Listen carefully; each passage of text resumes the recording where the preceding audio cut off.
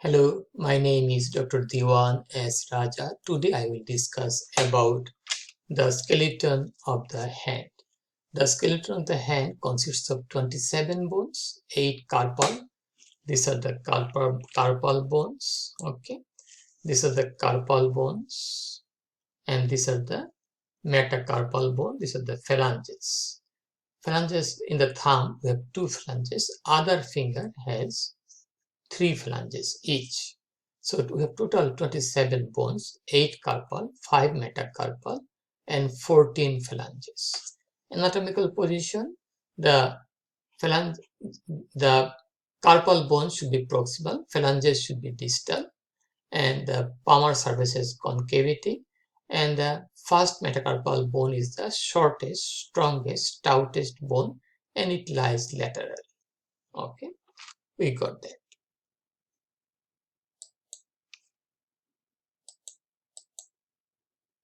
Okay, so this is the skeleton of the hand. We found already the scaphoid bone, lunate bone, triquetral pisiform. We get trapezium, trapezoid, capitate, hamate. Hamate has a hook-like process, and capitate is the largest one. It has multiple articulation with the carpal bone as well as to the metacarpal bone. Okay, more than one here. Okay, so then the hamate has a hook-like process. The pisiform just like a P. The scaphoid is boat-shaped. Okay, so these are the metacarpal bone. Is a proximal and distal. This is the head. Head is rounded. Proximal end is expanded, and this is the little narrow part that is the shaft here. Dorsal surface, we may get a triangular area that will come to the ridge here. Okay, so we got the metacarpal, then the phalanges, proximal phalanx, middle phalanx, distal phalanx. Again, phalanx are miniature long bone. This is also miniature long bone. These are the small bones. Miniature long bone has head, shaft, and bone. They also head, shaft, and base. This is the head, shaft, and base. Here, the head, shaft, and base. Carpal bone are arranged in 2 rows. We can with the mnemonic. She looks too pretty. Try to catch her. She for the scaphoid. Looks means lunate. Then to triquetral. Then pretty pisiform distal row. Trapezium, trapezoid, capitate, hamate. Like try to catch her. T. Catch, C for catch, capitate, and the hamate, heart. So this way you can remember. This is a mnemonic for many years in the Indian subcontinent medical colleges. You may add your own mnemonic as you like, or you may not use any mnemonic, just identify the bones. So ossification of the bones of the hand. The carpal bone are in the cartilaginous at birth. They are cartilaginous, and they will have ossification center that will appear after birth. Capitate second month, maybe even early, even immediately after birth. Capitate hamate third month. So pisiform is the last one to have the ossification center, 9 to 12th year. Okay, we have to remember that. So pisiform 9 to 12 year, the time varies depending on the sex. In female, ossification little early completion, male it may be little late. Okay, depends on the status of nutrition, racial background. Okay, so not always fixed. Metacarpal bone ossifies from first one primary center for the shaft during 8 to 12 weeks of intrauterine life, one secondary center for the distal end, second to fifth in metacarpal bone during second to fourth year. Exception, secondary center for the first metacarpal bone develops in the proximal end. Okay, in case of second to fifth, it should come at the distal end. Okay, each phalanx consists from one primary center for the shaft, one secondary center for the proximal end, not distal end. Proximal end. Timing is like that. Primary center come around 2 to 4 years, and it will unite with that of the secondary center will unite the primary center around the age of 16, 15, maybe 17, 18. Okay. So it should be from 16 to 18. That is the time for ossification to be completed. Okay. Identification we just discussed. This is the identification of all. Hamate has a hook-like process cavity is surrounded by other bones. Okay. Pisiform is P-shape, lunate is half moon shape, and the scaphoid is boat shape.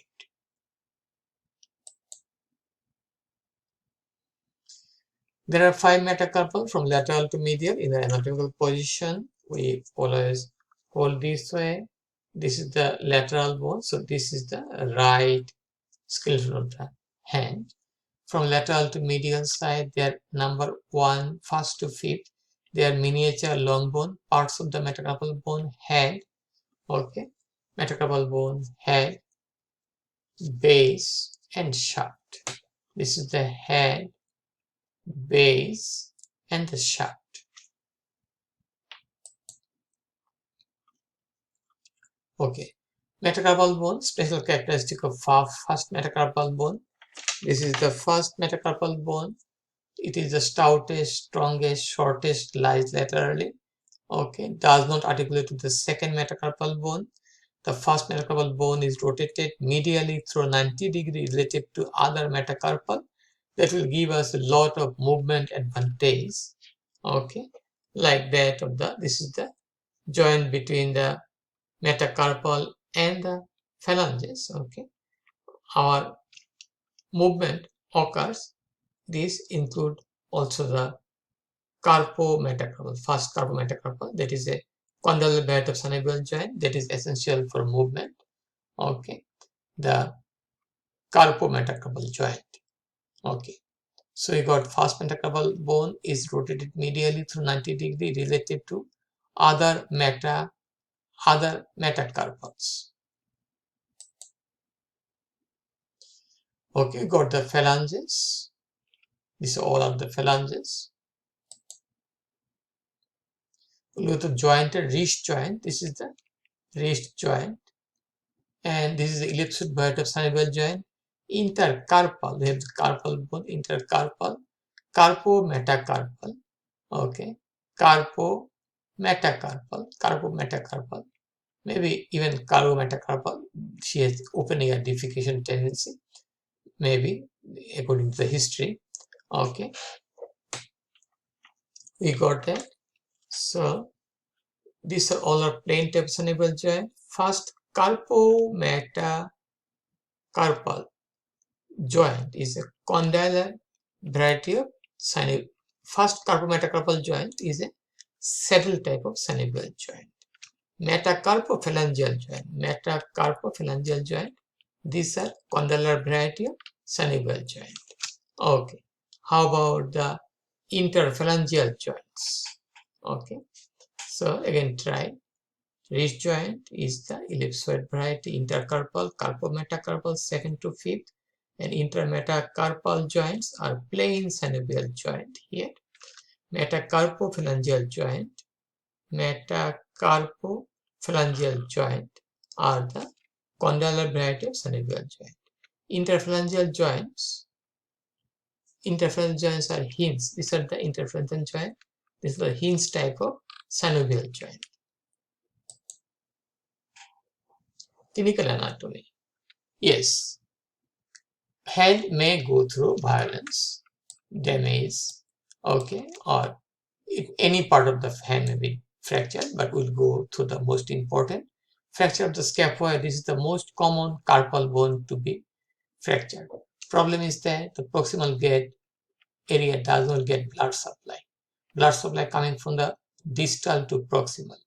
It may not come here because there may be a crack or fracture here. It should be managed very quickly. Okay, initially the line of fracture may not be appreciated, so we may need MRI to find out the fracture. Bennett fracture, fracture of the base of the first metacarpal, boxer's fracture, fracture of the head of the fifth metacarpal. Metacarpal.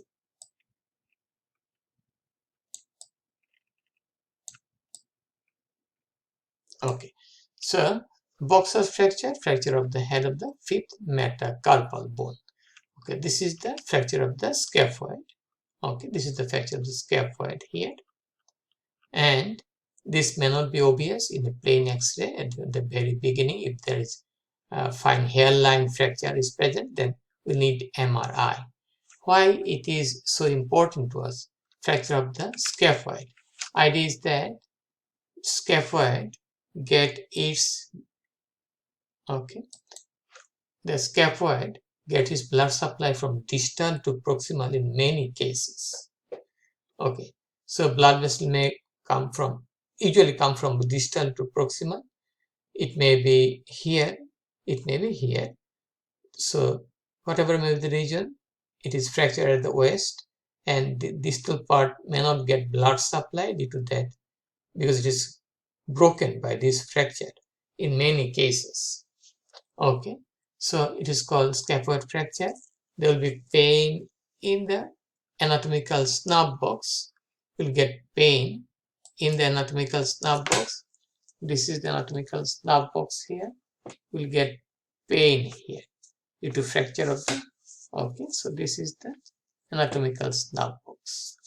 You can say here anatomical snub box. This is the area, anatomical snub box. So we'll have our patient has pain there. Okay, fracture of the scaphoid bone. Blood supply is not like other organ. It should come from distal to proximal. It may be fractured. Blood vessel may be damaged. That part may lead to avascular necrosis. Sometimes there are some scaphoid get blood supply from both directions. Okay, but a significant number of patients with scaphoid fracture, their blood supply from distal to proximal. Okay.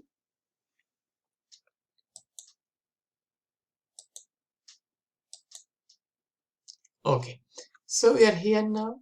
This is the Bennett's fracture here, the base of the first metacarpal. Here is the fracture of a boxer's knuckle here. Boxer has another one is here. Fracture line is more distinct here. Fracture line is more distinct. But this is also seems to be fractured here. So this can be diagnosed by the radiology. Okay, and that's all about the skeleton of the hand. If you have any question, please feel free to ask me. Please share the information with your friends. Please subscribe my channel and have a nice and wonderful day. Bye now.